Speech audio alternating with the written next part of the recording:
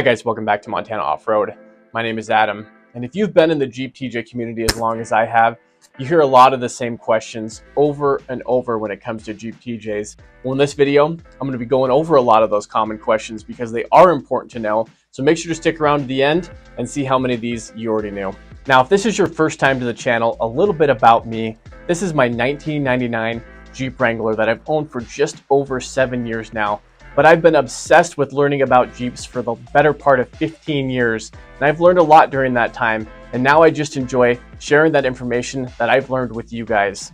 So with that being said, let's get back into the video. All right, so number one, what brand, style, and viscosity of engine oil should I be using in my Jeep?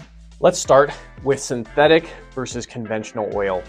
So in most newer modern vehicles these days, synthetic oil really does beat out conventional oil in almost every single measurable way.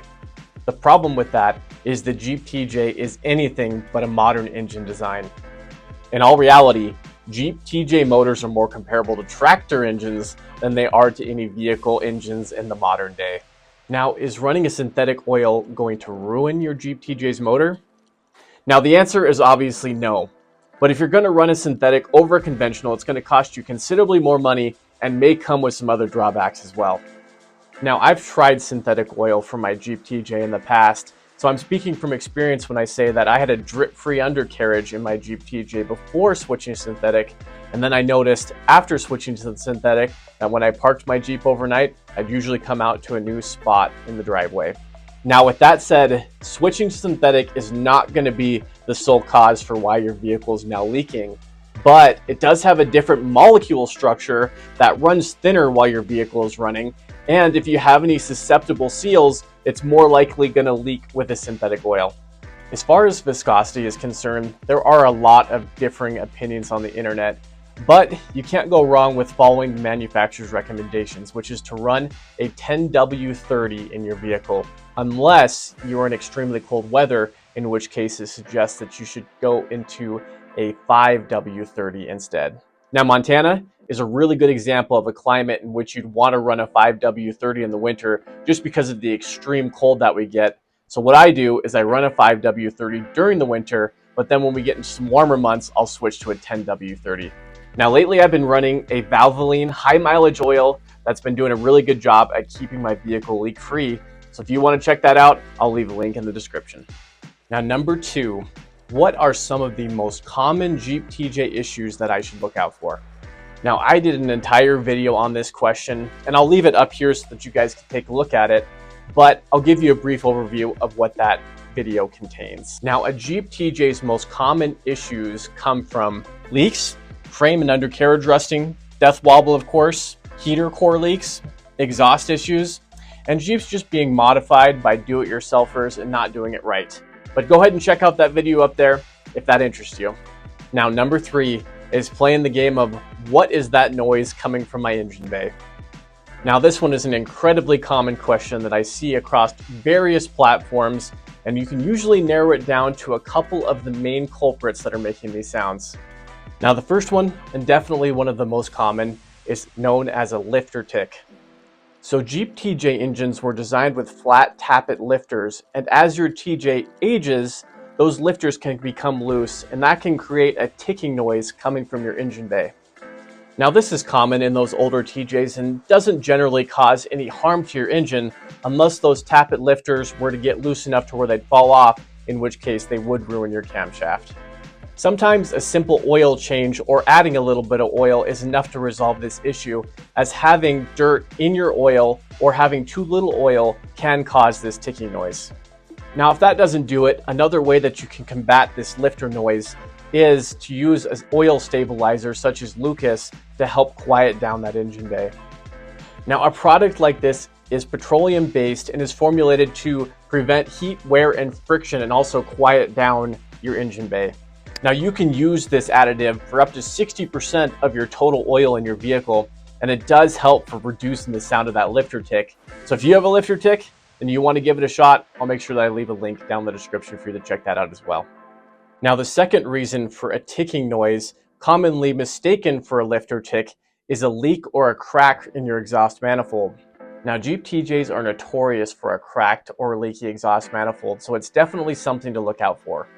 Now, aside from ticking, another sign that you might have a cracked or leaking exhaust manifold is if you notice a reduction in power when you're trying to accelerate. If this sounds like you, then I would definitely recommend checking out that exhaust manifold and seeing if you can find any cracks. Now, the last common reason for weird noises coming from your engine bay is it may be time to replace that old timing belt. Now, the way that you can diagnose if the timing belt is your problem is simply by taking off that timing belt and then running your vehicle for 5 to 10 seconds. And if you no longer hear that noise, then that's what your problem is, and it's time for a new timing belt. Now, if you guys are enjoying the video so far, make sure to give me a Jeep wave by hitting that like button down below. Let's get back into it. Number 4, where do I go to find trails to take my TJ off-road? It is amazing how tricky it can actually be to find off-road trails in your area without the right resources, especially when you have the almighty Google at your disposal. For example, if I type into Google, where can I find Jeep trails in Montana? I actually only get 4 results. As opposed to an app like OnX, where I can type in the specifications for the type of off-road trail I want and then get tons of results for trails in your area or all over the United States. I've been using OnX for years to help me find and navigate off-road trails, and they're the most well-rounded, user-friendly app in the industry with over 600,000 miles of trails to work with. With OnX, I can also download my trails and take my maps offline. That way I don't have to worry about there being cell service in my area, which is huge for me because in Montana, the cell service really just sucks anyway. And with OnX's Elite membership, not only do you get access to private land boundaries, but you also get access to their exclusive deals with all of the off-road brands that you know and love. This app is also packed with a bunch of other really cool features, and I highly recommend that you check them out. OnX will be the first link in the description if you want to give them a shot and help support the channel. Thanks again for OnX for partnering with Montana Off-Road. Number 5, why is my check engine light on? Honestly, these days, it's more common to see a Jeep TJ's check engine light on rather than off, but that doesn't mean you shouldn't be checking out your codes just to make sure that it's not something that needs to be addressed immediately. Now, while there's a lot of reasons that your check engine light could be on, there's one in particular that is a culprit a lot of the time, and that is a faulty O2 sensor. Some other potential reasons that your check engine light could be on could be due to faulty spark plugs, engine misfires, or a weak battery. Now, if your check engine light is on, then more than likely what you can do is go to any auto parts store and they will actually test your vehicle for free and let you know what all those codes are. Number 6, what is death wobble and how can I prevent it? Now, death wobble refers to the violent and uncontrollable shaking of your vehicle, primarily felt from your steering wheel.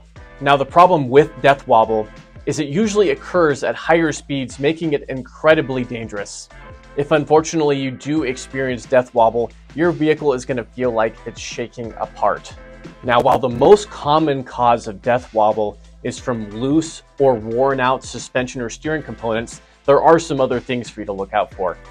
Now, because there are so many factors surrounding the cause of death wobble, the best thing that you can do for yourself is inspect your vehicle regularly for any loose, worn, or bent components, as well as go to an experienced professional on a regular basis, have them check it out, and make any repairs necessary to keep your vehicle running smoothly down the road. All right, number 7, how much can I tow with my Jeep TJ? Now, this one is going to depend on which TJ engine that you have. If you've got the 4-cylinder TJ engine, then your vehicle is rated at 1,000 pounds, which means you can haul things like ultralight camp trailers, kayaks, a jet ski, maybe a dirt bike, etc., etc. Now, if you've got the 4.0 inline 6, that means you've got double the pulling power at 2,000 pounds, which gives you the ability to pull things a little bit heavier, such as a light camper. Now, I don't think anybody ever bought a Jeep just for the towing capacity, but it is nice to be able to have a little bit of towing power and to use it every now and again. Now, number 8, what are some good starter mods for my Jeep TJ? Now, this is a really good question, which is why I made an entire video on this called the top 5 mods to upgrade the look of your Jeep TJ for under 60 bucks. So if you want to check that out, I'll leave a link right up here. Now, if you guys enjoyed the video, make sure to leave me a comment down below and let me know. Maybe I'll make a part 2. But with that being said, don't forget to check out OnX, the first link in the description, and like and subscribe, and I'll see you guys in the next one.